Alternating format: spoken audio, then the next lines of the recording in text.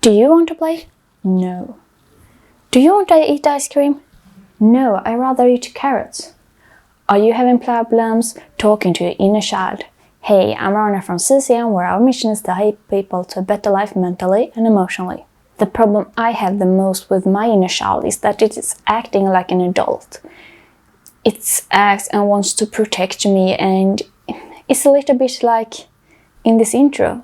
It doesn't really want to play, and it's more adult than even the adults are. And with this, I have learned that when I make the part of me feeling secure, because it comes from insecurity, it comes from it needing to protect me. When I was a kid, like, it felt like it needed to protect me. It really didn't need to, but it felt like it needed to protect me. And so when I'm talking to this inner child, when it is in this over adult mode, I need to make it feel secure, and I need to make feel like I am in charge. It doesn't need to help me being safe, because it will be safe. It can be a bit scared. It's okay if it is scared and if it's there, but I am in charge, and I am the one who is standing for the security. It doesn't need to do that anymore. It's completely safe. And showing that and showing mercy and love in that situation can help you bring forward that inner child and make you ask it why it needs to be that protective, why it feels like it needs to protect you, because you will find the answer, and it has the answer. It just doesn't know if you're ready to hear it. So make it feel more secure in you, and that you can take you to a safe place, and that you are taking you to a safe place. One other thing that I use when I am talking to my adult inner child is that I start to play more, and I start to bring it with me. Like, I show it that we can play, we can have fun without being unsafe. That we are secure and safe, even if we are having fun or aren't as controlled as we usually is. And that it's okay not to be so controlled, even though the first time you will feel scared and anxious about it, but it isn't you that are scared and anxious, it's your inner child, and you need to bring it with you and show it that it can be scared, hug it, be with it, but also show it that it isn't anything to be afraid of, that you can play together.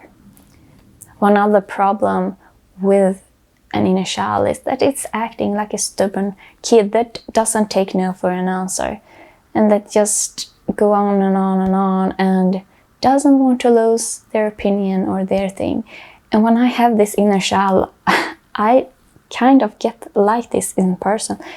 I must be the one who has right. I need to be the one who says the last thing. But the thing is, in those moments, it's good to acknowledge that no, it isn't really me. It's my inner child who just want to be this person who has right, and let it burst out. Let it be anger on, like, inside you, and let it like go crazy there. And after it, just give it a hug, because in some way it feels like it need to be right. It feels like it need to have all the right answers to be accepted and to be loved. But it doesn't need to, because you can hug it either way. And even if it did act out, and even if it did do stuff that wasn't really comfortable for you inside you, and that it's like screamed and yelled and so on, loving it, because otherwise you will just create more of it. But even if you hug it, and even if you let it burst out, if it is something that you want to do, but it doesn't want you to do, and it's like tries to do everything to convince you not to do it, You just need also to do it, because you can't give that fuel to the kid. It's actually like having a kid on the inside, and you can't let into it and let it have right. And most of the times it's not so obvious that it is this stubborn inner child that just want to have right, because it can come in subtle like thoughts. Like if you want, say that you want to do something and you get all these noises in your head that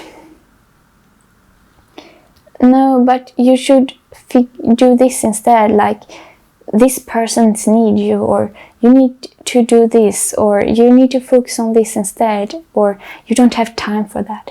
All those noises can be your inner child being stubborn, but doesn't show it like it's crazy. It's more like pointing you in the direction, because when they just point you a little bit, it's easy for you to go with it. The third problem you can have with the inner child is that it's over childish. Like it wants to do these things that wouldn't be good for you and doesn't think about the consequences. It's just thinking about the fun or that first gratification. And being that for a bit is good, but being that in the way that the consequences can be very bad isn't good. And you need to acknowledge it and give it like you have heard it, so it doesn't feel like you just ignore it. Just acknowledge it. But then you need to do the right thing, or maybe you can do compromise with it and do a smaller thing. But in the end, you need to show that it is you that decide, and do that on a loving way, like you doesn't reject it. One other helpful tip with this kind of problem is to really take time to understand it and ask the question why over and over again, so you know where it comes from, why it wants to do these things. Because if you know the why, you can argument with it on a logical level in some point, not when it's overly angry or like angry inside you, because when someone is angry, even if it's inner child, you can't really have logical arguments with that person. But when it calms down, you can talk to it and try really to understand it, so it feels like it's seen. Because many times when a kid or like an inner child wants to do all these things that it just doesn't, like the consequences can be really bad. When it does want that, it's often because it wants attention, it wants to be seen. And it can be seen without you and it doing those things. So like a summary, you kind of need to take care of your inner child like a child. You need to be lovingly, and you need to acknowledge it and give it attention and see it and understand it and give it what it wants. Because most of the times when you have a problem with the inner child, it comes from that it feels like it's missed something from the childhood.